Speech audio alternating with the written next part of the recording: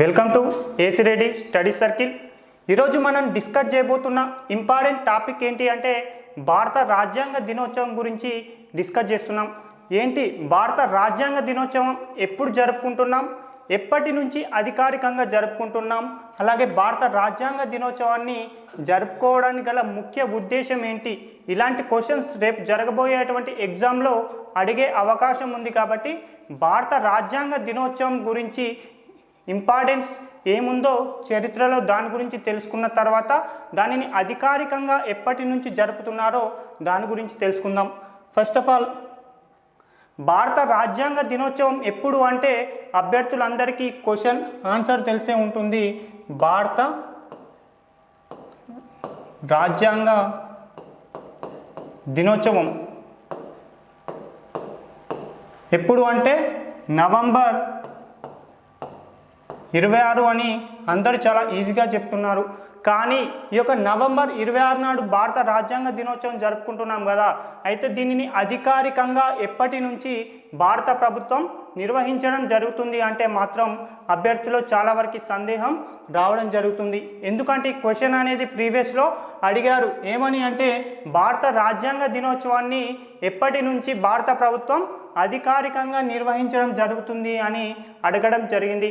అయితే అభ్యర్థుల్లో ఉన్నటువంటి ముఖ్యమైన సందేహం ఇది. కాబట్టి వాళ్ళ యొక్క మనసులో ఉన్నటువంటి రెండు ఇయర్స్ 1949, 1950 ఈ రెండు సంవత్సరాలలో ఏదో ఒక సంవత్సరం నుంచి భారత రాజ్యాంగ దినోత్సవాన్ని నిర్వహిస్తున్నారేమో అని ఆలోచన రావడం జరుగుతుంది. ఏంటి ఇది అంటే 1949 నవంబర్ 26వ తేదీన భారత రాజ్యాంగాన్ని రాజ్యాంగ పరిషత్ అనేది ఆమోదించడం జరిగింది. అలాగే 1950 జనవరి 26వ తేదీన ఏమైంది, భారత రాజ్యాంగం యొక్క అమల్లోకి రావడం జరిగింది. అంటే అభ్యర్థులు ఏమనుకుంటారు అంటే భారత రాజ్యాంగం అనేది నవంబర్ 26 నాడు 1949లో ఆమోదించారు కాబట్టి ఆ తేదీను, లేదా భారత రాజ్యాంగం 1950 జనవరి 26 నాడు అమల్లోకి రావడం జరిగింది కాబట్టి ఆ తేదీను యొక్క రాజ్యాంగ దినోత్సవాన్ని అధికారికంగా జరుపుతున్నారు అని వాళ్ళకి ఆలోచన అయితే రావడం జరుగుతుంది. కానీ యాక్చువల్గా ఈ యొక్క 2 సంవత్సరాలలో భారత రాజ్యాంగంని అధికారికంగా ఈ యొక్క దినోత్సవాన్ని నిర్వహించడం లేదండి. ఎప్పటి నుంచి అధికారికంగా నిర్వహిస్తున్నారు అంటే ఎన్డీఏ గవర్నమెంట్ మొదటిసారిగా పగ్గాలు చేపట్టిన తర్వాత 2015వ సంవత్సరం నుంచి ఇంపార్టెంట్ ఎగ్జామ్లో చాలా వరకు ఈ యొక్క ఇయర్ అనేది చాలా వరకు ఇంపార్టెంట్. ఎందుకు అంటే 2015వ సంవత్సరం నుంచి ఈ యొక్క భారత రాజ్యాంగ దినోత్సవాన్ని అధికారికంగా నిర్వహించడం జరుగుతుంది. ఎందుకు 2015వ సంవత్సరం నుంచే అధికారికంగా నిర్వహిస్తున్నారు? ఎప్పుడో రాజ్యాంగం అమల్లోకి 1950వ సంవత్సరంలో అమల్లోకి వచ్చింది కదా, అప్పటి నుంచి జరపకోకుండా 2015వ సంవత్సరం నుంచే ఈ యొక్క రాజ్యాంగ దినోత్సవాన్ని నిర్వహించడానికి గల కారణం ఏంటి అని చాలామందికి ఒక సందేహం రావడం జరుగుతుంది. అయితే భారత రాజ్యాంగానికి ఒక నిర్మాత అభినవుడు అయినటువంటి డాక్టర్ బిఆర్ అంబేద్కర్ గారి యొక్క 125వ జయంతి సందర్భంగా నరేంద్ర మోడీ గారి యొక్క గవర్నమెంట్ యొక్క భారత రాజ్యాంగ దినోత్సవాన్ని నవంబర్ 26వ తేదీన జరుపుకోవాలి అని ఒక అధికారికమైనటువంటి గెజిట్ని నవంబర్ 19, 2015వ తేదీన 2015వ సంవత్సరంలో ఒక అధికారికంగా గెజిట్ అనేది విడుదల చేయడం జరిగింది. అలా విడుదల చేసిన తర్వాత 2015 నవంబర్ 26 నుంచి భారత రాజ్యాంగం యొక్క దినోత్సవాన్ని అధికారికంగా నిర్వహించడం జరుగుతుంది. ఓకేనా? ఎన్నో జయంతి సందర్భంగా ఈ నిర్ణయాన్ని తీసుకున్నారు అంబేద్కర్ గారిది అంటే 125వ అంబేద్కర్ జయంతి సందర్భంగా ఈ యొక్క కీలకమైనటువంటి నిర్ణయాన్ని తీసుకోవడం జరిగింది. అయితే ఇంకా ఈ యొక్క రాజ్యాంగ దినోత్సవానికి సంబంధించి ఇంపార్టెన్స్ ఏంటి అంటే నవంబర్ 26, 1949 ఏమో భారత రాజ్యాంగాన్ని ఆమోదించారంటున్నాం. జనవరి 26, 1950లో ఒక రాజ్యాంగం అమల్లోకి వచ్చేది అంటున్నాం. అంటే రాజ్యాంగం అమల్లోకి వచ్చిన ఆమోదించిన తర్వాతనే అమల్లోకి రాకపోవడానికి గల ప్రముఖ కారణం ఏంటి అంటే దీనికి సంబంధించి చరిత్రలో చాలా ఇంపార్టెంట్ ఉందండి. ఏంటి అంటే 1927 సంవత్సరంలో భారతదేశంలో ఒక కమిషన్ పర్యటించడం జరిగింది. ఆ కమిషనే సైమన్ కమిషన్ అనేది ఎప్పుడు పర్యటించింది? 1927 సంవత్సరంలో పర్యటించడం జరిగింది.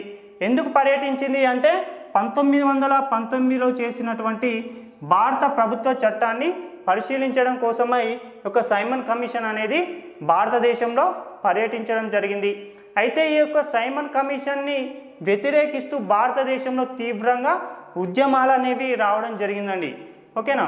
1920లో ఏర్పాటు చేసినటువంటి సైమన్ కమిషన్కి వ్యతిరేకంగా భారతదేశంలో తీవ్రంగా ఉద్యమాలు అనేవి జరిగినాయి. ఈ యొక్క కమిషన్ని పర్యటనని సైమన్ గోబ్యాక్ అనేటువంటి నినాదాలు చేస్తూ మరి ఒక సైమన్ కమిషన్ని భారతదేశంలో పర్యటించకుండా ఈ యొక్క దేశంలో ఉన్నటువంటి ప్రముఖ నాయకులు ఒక ఉద్యమాన్ని చేపట్టడం జరిగింది. ఎందుకు అంటే ఈ యొక్క సైమన్ కమిషన్లో ఉన్నటువంటి సభ్యులందరూ కూడా ఆంగ్లేయులే కాబట్టి ఈ యొక్క కమిషన్ని వైట్ కమిషన్గా కూడా పేర్కొనడం జరిగింది. అయితే ఈ యొక్క సైమన్ కమిషన్ని వ్యతిరేకిస్తున్నటువంటి భారతీయులను చూసినటువంటి బ్రిటిష్ ఒక కౌన్సిల్ సభ్యుడైనటువంటి లార్డ్ బిర్కెన్హెడ్ అనేటువంటి వ్యక్తి మన యొక్క భారతీయ మేధావులకి ఒక సవాల్ను విసరడం జరిగింది. ఆ సవాల్ ఏంటి అంటే, ఓ భారతీయ మేధావులారా, మీ అందరికీ కూడా భారత రాజ్యాంగానికి సంబంధించి ఏర్పాట్ల గురించి మేము పరిశీలించడానికి ఒక సైమన్ కమిషన్ని పంపిస్తే మీరు దానిని తీవ్రంగా వ్యతిరేకిస్తున్నారు కదా. మీ యొక్క ఆలోచన, మీ మేధస్సుతో మీరు ఒక రాజ్యాంగాన్ని రూపొందించుకొని ఆమోదించుకోండి.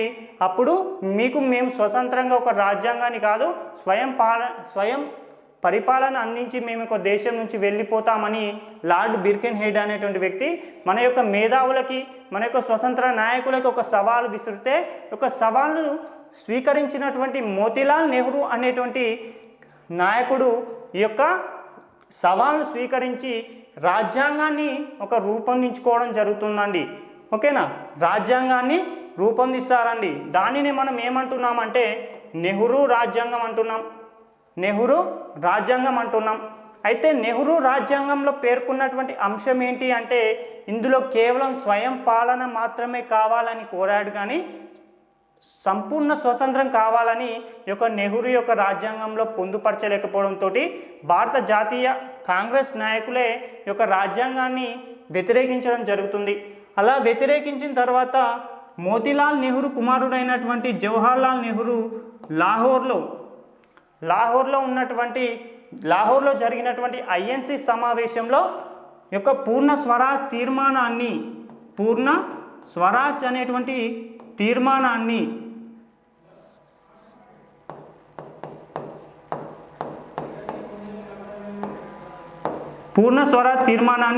రూపొందించి ఆమోదించడం జరుగుతుంది.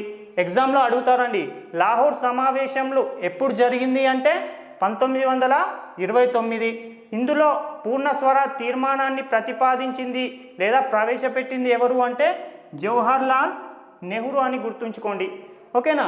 ఈ సమావేశం అయిపోయిన తర్వాత డిసెంబర్ 31, 1929న లాహోర్లో ఉన్నటువంటి రావి నది తీరాన భారత జాతీయ కాంగ్రెస్ పతాకాన్ని మొట్టమొదటిసారిగా ఎగిరివేయడం జరుగుతుంది.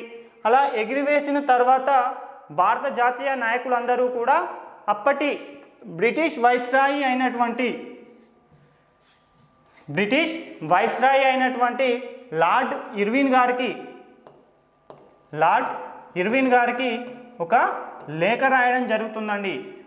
ఏమని రాస్తారంటే 1930 జనవరి 26వ తేదీలోపు భారతదేశానికి సంపూర్ణ స్వరాజ్యాన్ని లేదా పూర్ణ స్వరాజ్యాన్ని ప్రతిపాదించి మీరు ఈ యొక్క దేశాన్ని విడిచి వెళ్ళాలి అని ఒక డిమాండ్తో కూడినటువంటి ఒక లేఖ రాయడం జరుగుతుంది.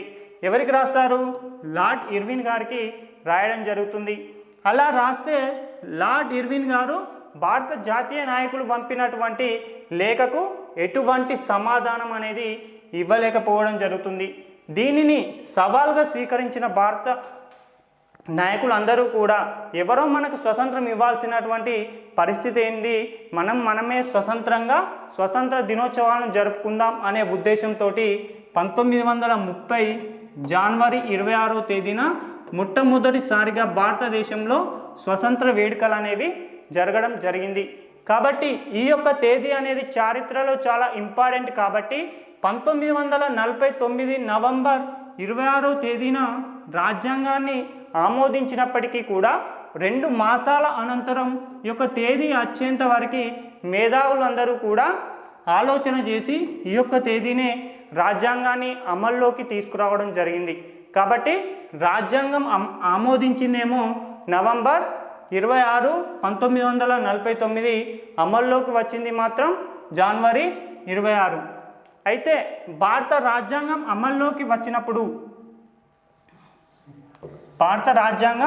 అమల్లోకి వచ్చినప్పుడు ఎన్ని షెడ్యూల్స్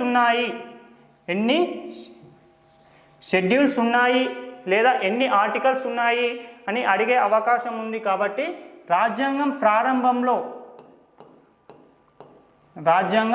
ప్రారంభంలో ఉన్నటువంటి ఆర్టికల్స్ ఎన్ని అంటే 395 ఆర్టికల్స్ అనేవి ఉండడం జరిగింది. అలాగే షెడ్యూల్స్ ఎన్ని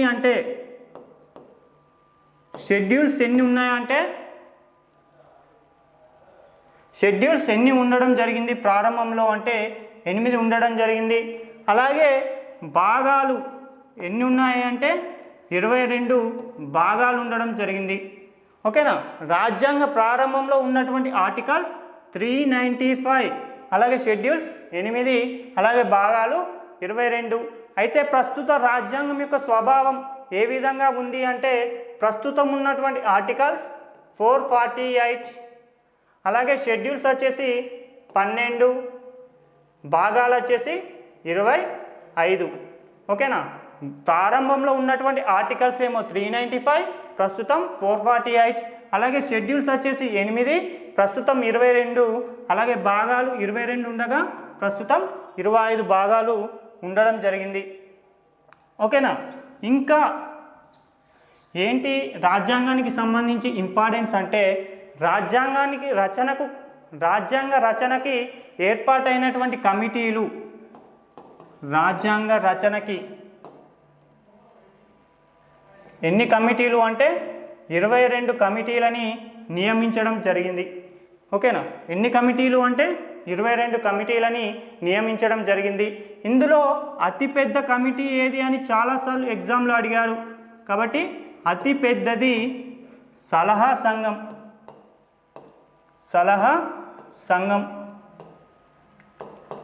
ఈ సలహా సంఘంలో ఉన్నటువంటి సభ్యులు ఎంతమంది అంటే 54 మంది సభ్యులు ఉండడం జరుగుతుందండి. 54 మంది సభ్యులు ఉండడం జరిగింది, ప్లస్ ఒకరు చైర్మన్. టోటల్గా 55 మంది సభ్యులు ఒక సలహా సంఘంలో ఉండడం అందుచేతనే దీనిని అతిపెద్ద సంఘం అని పిలవడం జరుగుతుంది. ఈ యొక్క సంఘానికి చైర్మన్ ఎవరు అంటే సర్దార్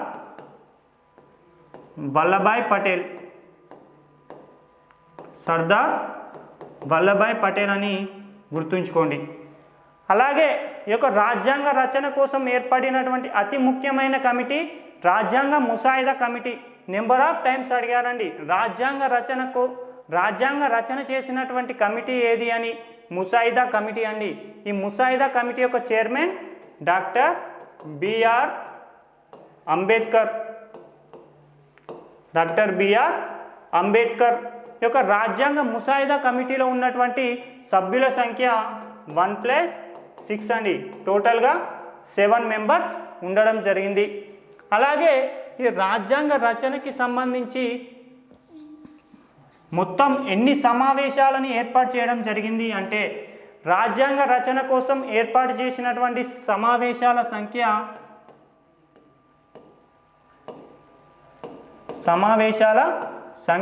ఎన్ని అంటే 11 సమావేశాలండి. రాజ్యాంగాన్ని ఆమోదించడం కోసమై ఏర్పాటు చేసినటువంటి సమావేశాల సంఖ్య 11. అయితే రాజ్యాంగం యొక్క మొత్తం సమావేశాలు మాత్రం 12. ఈ యొక్క డిజిట్ అనేవి ఇంపార్టెంట్ అండి. రాజ్యాంగ ఆమోదానికి మాత్రం 11, మొత్తం సమావేశాలు మాత్రం 12 అని గుర్తుంచుకోండి.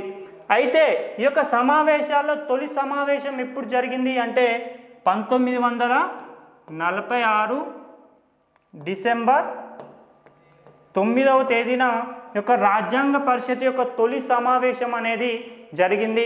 ఈ యొక్క తొలి సమావేశానికి అధ్యక్షత బాధ్యతలను నిర్వహించింది ఎవరు అంటే తాత్కాలికంగా అధ్యక్షత బాధ్యతలను నిర్వహించింది డాక్టర్ సచ్చిదానంద సిన్హా. ఓకేనా. మొట్టమొదటి సమావేశం 1946 డిసెంబర్ 9న జరిగింది. దీనికి తాత్కాలిక అధ్యక్షుడు డాక్టర్ సచ్చిదానంద సిన్హా. అలాగే 1946 డిసెంబర్ 11వ తేదీన రాజ్యాంగ పరిషత్కి శాశ్వత అధ్యక్షుడిగా బాబు రాజేంద్ర ప్రసాద్ గారిని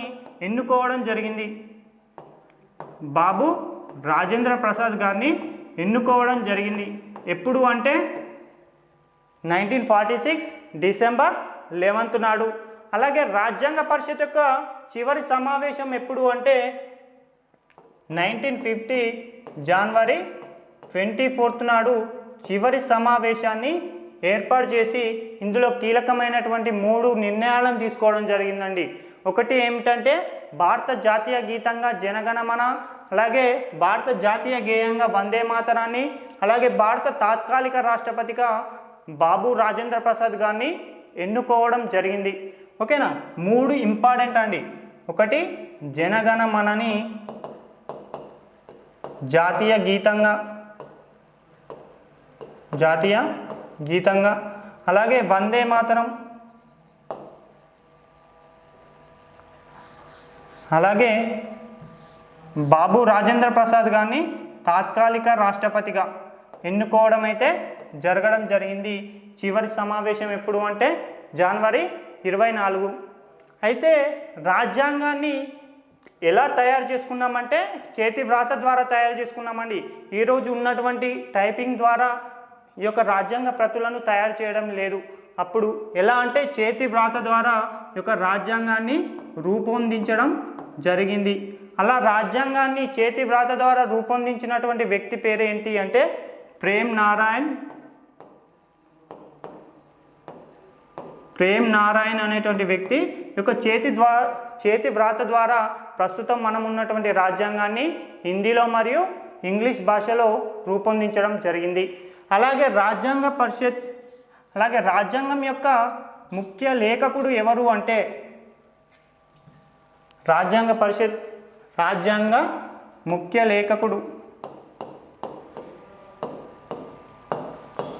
లేఖకుడు ఎవరు అంటే ఎస్ఎన్ ముఖర్జీ అని గుర్తుంచుకోండి.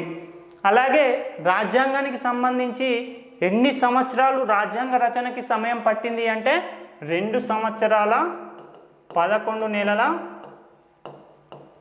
18 రోజులు 11 నెలల 18 రోజుల సమయం అనేది రాజ్యాంగ రచనకి పట్టడం జరిగింది. అలాగే రాజ్యాంగ రచనకు అయినటువంటి ఖర్చు ఎంత అంటే 64 లక్షలు. ఓకేనా, 64 లక్షలు. అలాగే రాజ్యాంగానికి సంబంధించి ఇంకా ఎగ్జామ్ పాయింట్ ఆఫ్ వ్యూలో అడిగే అవకాశం ఏమున్నాయి అంటే రాజ్యాంగానికి సంబంధించి రాజ్యాంగ ప్రతులపైన ఎంతమంది సంతకం చేశారు అంటే 284 మెంబర్స్ అనే వ్యక్తులు రాజ్యాంగం పైన సంతకాలు చేయడం జరిగింది. ఓకేనా. ఇంకా ఎగ్జామ్ పాయింట్ ఆఫ్ వ్యూలో రాజ్యాంగాన్ని గురించి అడిగే అవకాశం ఉన్నటువంటి అంశాలు ఇవి. Thank you.